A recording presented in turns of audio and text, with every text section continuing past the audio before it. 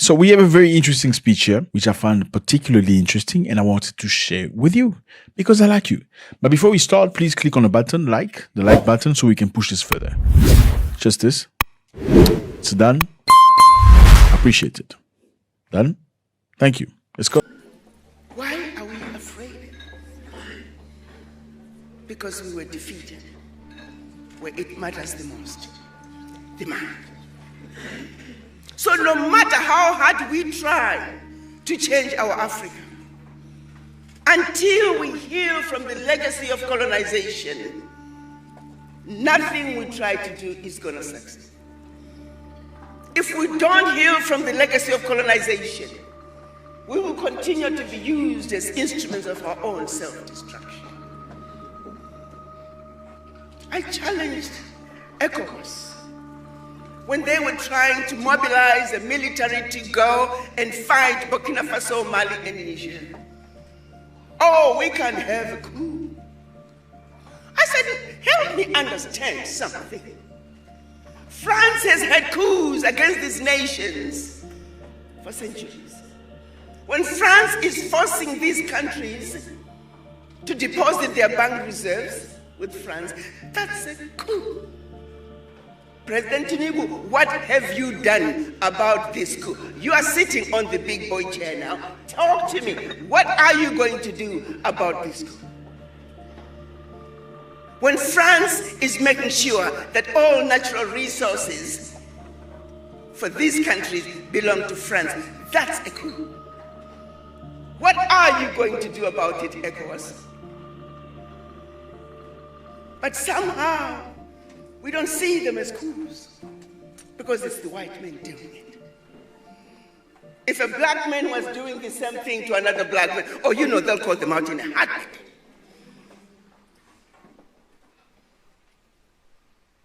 We have a serious problem as Africans. We don't even realize how sick we are with this disease. We are not just sick at home. We are not just sick in the doctor's waiting room. We are not just sick in the general ward in the hospital.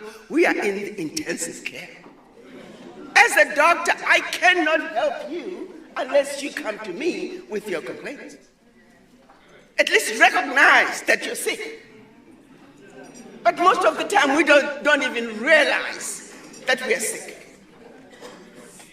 This stupidity that is going on in Africa has got to come to an end.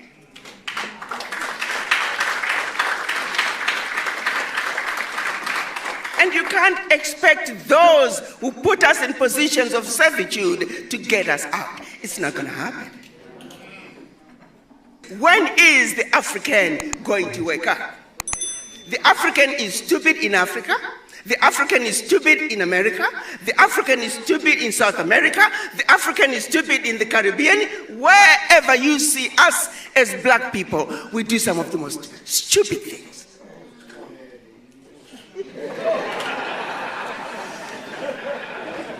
You go into neighborhoods.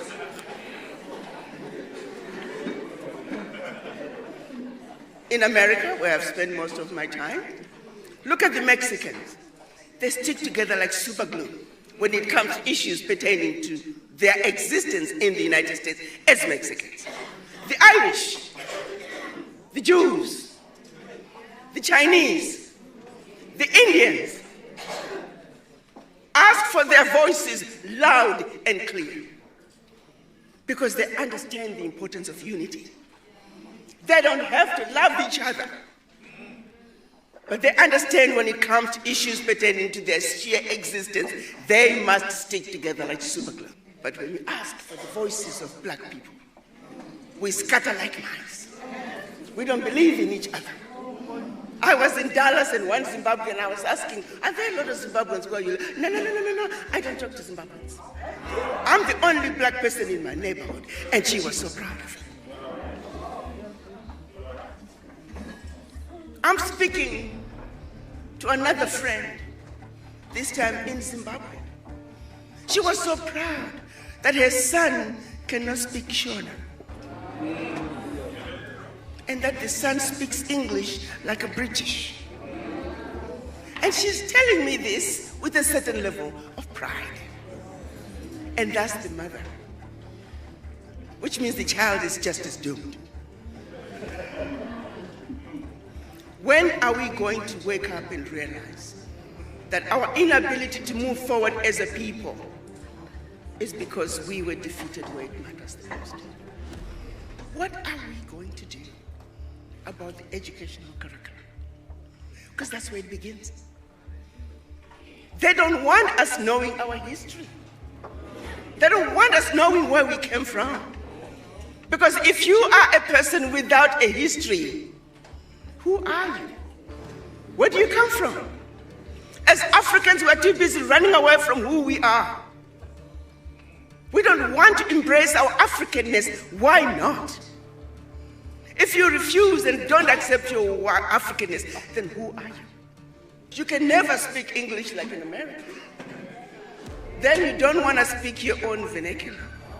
Then who are you? You are just like a ship without an anchor.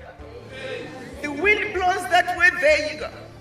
The wind blows that way, there you go.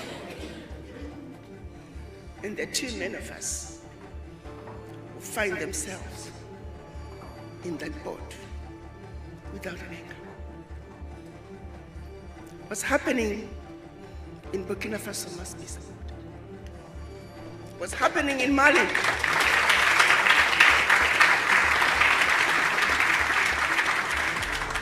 must be supported.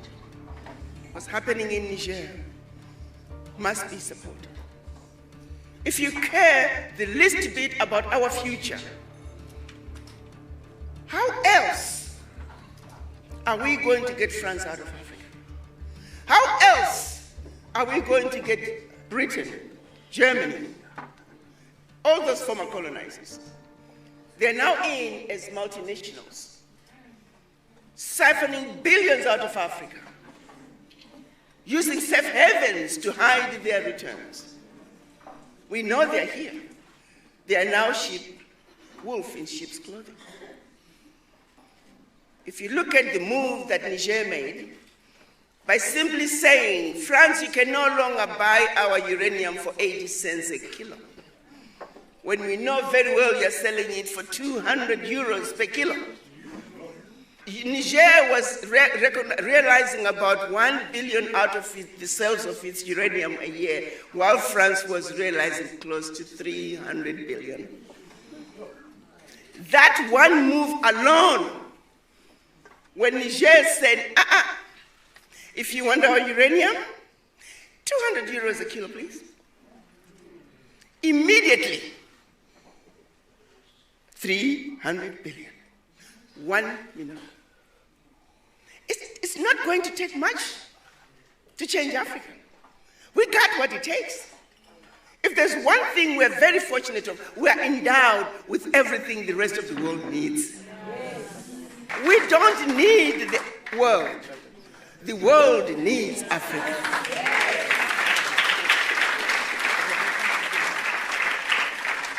But do we really know that and believe in it and are ready to stand up and proclaim who we are? And let them know. But I've sat in meetings where I've seen ministers, America, can you help us with this? Europe, can you help us? Begging endlessly for something that we have. Whatever they are giving you is what they stole from us. And they are giving you peanuts. When are we going to stop being outsmarted by these people? They come to give you aid. You know very well that's your money. But we're so grateful. It's the same thing they're doing at the United Nations. When Africa is supposed to be at the UN Security Council as the 6th and 7th members of the UN Security Council. But you can't have veto power. So come on in, Africa. Oh, we got a kiddie chair over here for you. Sit over there, we got some cookies. Sit over there and be quiet while we take care of business. And we entertain them. Wow. What's wrong with us? What gives me hope is that we have a vibrant African youth. who are saying enough is enough. We are not taking this anymore. This abuse has got to come to an end. The exploitation of the African continent has got to come to an end. As long as there's a country called Malawi, as long as there's a country called Gabon with 1.5 million people, as long as there's a country called Eswatini, Berlin Conference is alive. And that's where we get defeated internationally through trade. Oh, you're all equal. You are a sovereign nation, Eswatini. You are a sovereign nation, Togo. You are a sovereign nation, Malawi. So let's go to the market. You, Malawi, with your little basket, with 3 eggs, you're coming to the market. And here comes China with truckloads of eggs. I once was told that Zimbabwe thought, well, let's see if we can sell eggs to China. Let's supply some eggs. They're bringing stuff to us. Let's give them eggs. So I told the president, ask people to go do some research and see how much eggs we need to send to China. The report came back and said, Mr. President, the amount of eggs we produce the whole year, that's one breakfast in China.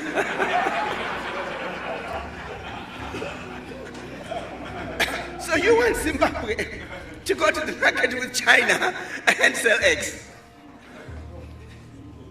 As we speak today, we're all sick from the disease.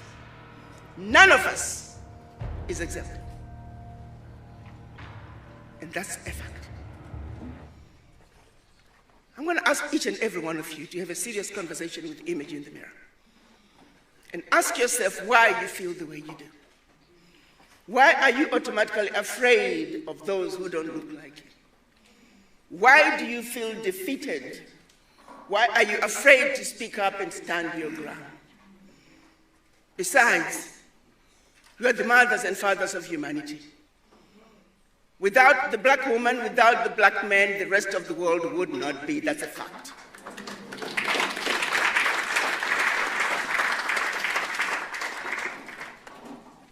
We civilized the world. They came to Africa and stole everything that they never had. Came back with what they stole from us and made us believe that they gave it to us. But they want the history to start from here, so we don't talk about what happened before. My brothers and sisters, we are inheritors of an amazing continent. South Africa is an amazing country. We have people like Nelson Mandela, Walter Sisulu, our very own president. People who suffered and sacrificed everything for this country to be free.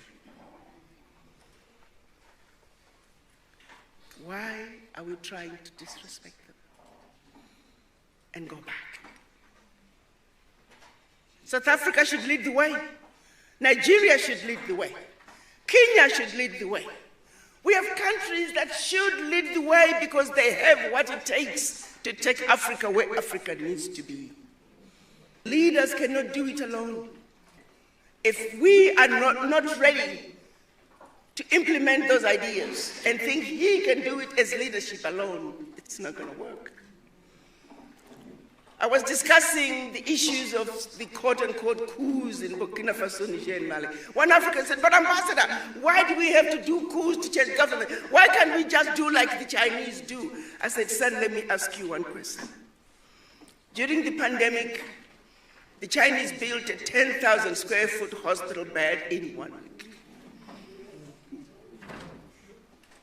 Are you Africans ready to do that? I said, son, until you start having the mind of a Chinaman, you can never be like a Chinaman. We have some serious introspection to do.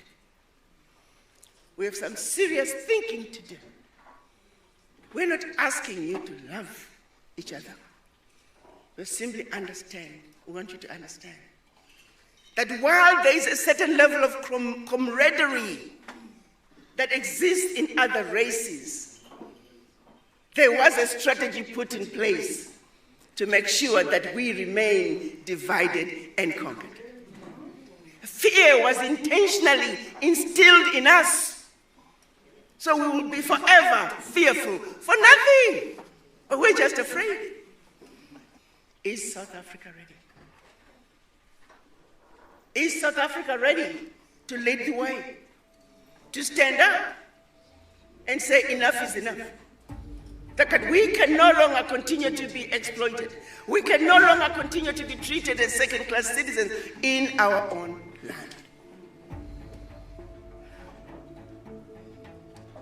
The future is bright.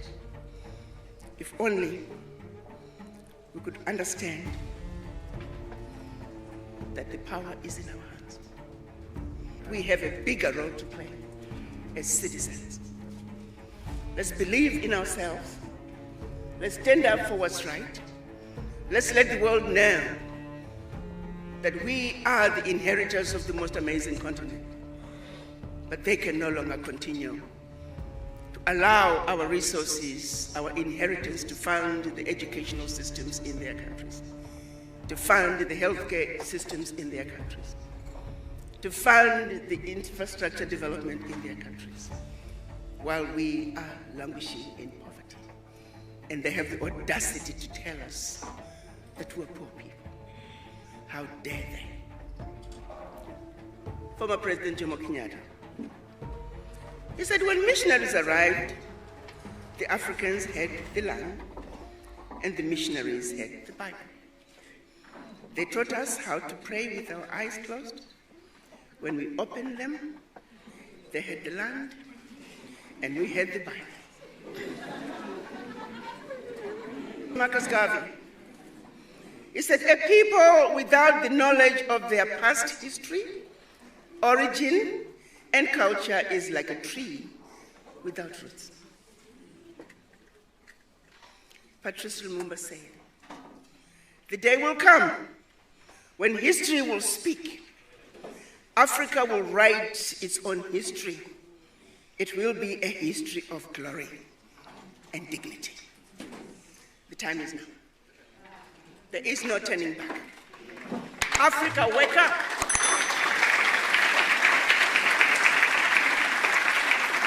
We're simply asking that the world treats us the same way they would want to be treated. We are demanding a world that is just, a world that is fair, a world that is free of bigotry and hate.